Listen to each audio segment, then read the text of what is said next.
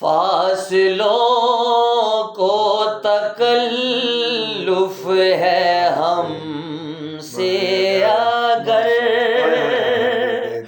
ہم بھی بے بس نہیں، بے سہارا نہیں، خود انہی کو پکاریں گے ہم دور سے راستے میں اگر پاؤں تھک جائیں گے، ہم وہاں جا کے واپس نہیں آئیں گے، اور گلیوں میں قصداً بھٹک جائیں گے۔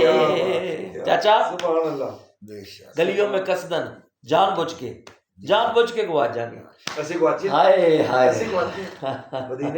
کیا وہ کہنا ہے جان بوجھ کے گواچ جائیں گے، کوئی سانو لب ہی نہ آتے سی لبھی ہی نہ، ہم وہاں جا کے واپس نہیں آئیں گے، اور گلیوں میں قصداً بھٹک جائیں گے، ہم وہاں جا کے واپس نہیں آئیں گے، ڈھونڈتے ڈھونڈتے لوگ تھک جائیں گے۔ اس کو پھر پڑھتے ہیں، پہلی لائن غلط ہوگی۔ ہم مدینے میں تنہا نکل جائیں گے، اور گلیوں میں قصداً بھٹک جائیں گے، ہم وہاں جا کے واپس نہیں آئیں گے، ڈھونڈتے ڈھونڈتے لوگ تھک جائیں گے۔ شہزاد صاحب، اور وہاں پر جا کے جب سرکار کا روزہ سامنے ہوگا تو کاظمی صاحب فرماتے ہیں کہ بندگی کا، عبادت کرنے کا طریقہ ہی بدل جائے گا۔ کیسے؟ جیسے ہی سبز گنبد نظر آئے گا، بندگی کا کرینہ بدل جائے گا،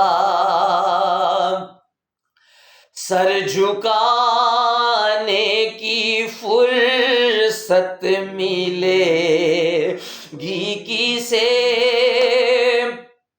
خود ہی آنکھوں سے سجدے ٹپک جائیں گے، اے مدینے کے زائر خدا کے لیے داستان حرم مجھ کو یوں مت سنا، دل بھڑک جائے گا، بات بڑھ جائے گی، میرے محتاط آنسو چھلک جائیں گے،